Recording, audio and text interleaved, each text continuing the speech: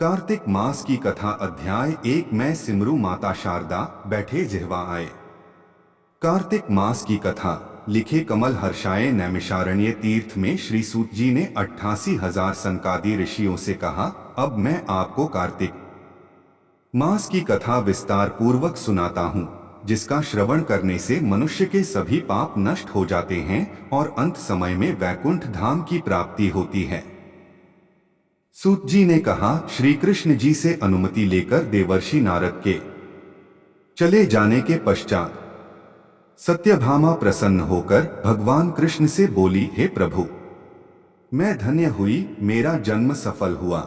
मुझ जैसी त्रैलोक्य सुंदरी के जन्मदाता भी धन्य हैं, जो आपकी 16,000 स्त्रियों के बीच में आपकी परम प्यारी पत्नी बनी।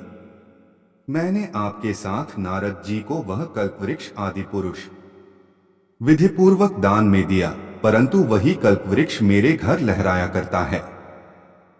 यह बात मृत्युलोक में किसी स्त्री को ज्ञात नहीं है।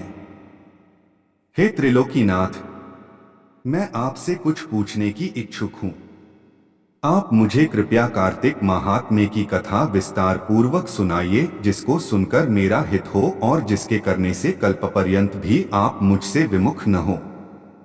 सूत जी आगे बोले, सत्यभामा के से वचन सुनकर श्री कृष्ण ने हंसते हुए सत्यभामा का हाथ पकड़ा और अपने सेवकों को वहीं रुकने के लिए कहकर विलासयुक्त अपनी पत्नी को कल्पवृक्ष के नीचे ले गए। फिर हंसकर बोले, हे प्रिय, 16,000 रानियों में से तुम मुझे प्राणों के समान प्यारी हो। तुम्हारे लिए मैंने इंद्र एवं देवताओं से विरोध किया था। हे कांते, जो बात तुमने मुझसे पूछी है उसे सुनो। एक दिन मैंने श्री कृष्ण तुम्हारी सत्यभामा इच्छा पूर्ति के लिए गरुड़ पर सवार होकर इंद्रलोक जाकर कल्पवृक्ष मांगा। इंद्र द्वारा मना किए जाने पर इंद्र एवं गरुड़ में घोर संग्राम हुआ और गौलोक में भी गरुड़ जी गौओं से युद्ध किया। गरुड़ की चोंच की चोट से उनके कान एवं पूंछ कटकर गिरने लगे, जिससे 3 वस्तुएं उत्पन्न हुई। कान से तंबाकू, पूंछ से गोभी और रक्त से मेहंदी बनी। इन तीनों का प्रयोग करने वाले को मोक्ष नहीं मिलता। तब गौ ने भी क्रोधित होकर गरुड़ पर वार किया, जिससे उनके 3 पंख टूटकर गिर गए। इनके पहले पंख से नीलकंठ, दूसरे से मोर और तीसरे से चकवाचकवी उत्पन्न हुए। हे प्रिय, इन तीनों का दर्शन करने मात्र से ही शुभ फल प्राप्त हो जाता है। यह सुनकर सत्यभामा ने कहा, हे प्रभु, कृपया मुझे मेरे पूर्व जन्मों के विषय में बताइए कि मैंने पूर्व जन्म में कौन कौन से दान, व्रत व जप नहीं किए हैं।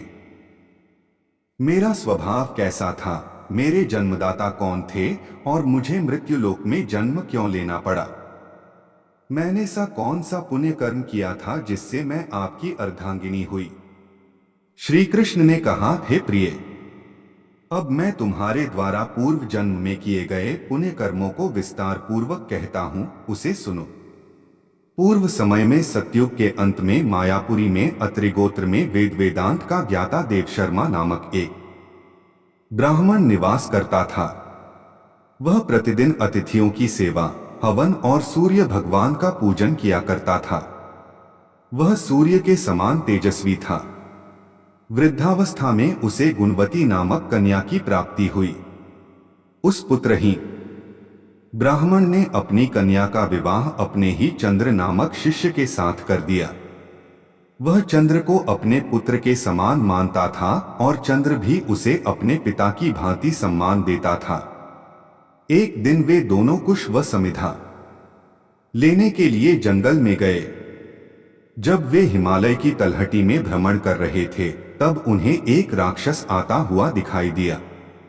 उस राक्षस को देखकर भय के कारण उनके अंग शिथिल हो गए और वे वहां से भागने में भी असमर्थ हो गए। तब उस काल के समान राक्षस ने उन दोनों को मार डाला। चूंकि वे धर्मात्मा थे, इसलिए मेरे पार्षद उन्हें मेरे वैकुंठ धाम में मेरे पास ले आए। उन दोनों द्वारा आजीवन सूर्य भगवान की पूजा किए जाने के कारण मैं दोनों पर अति प्रसन्न हुआ।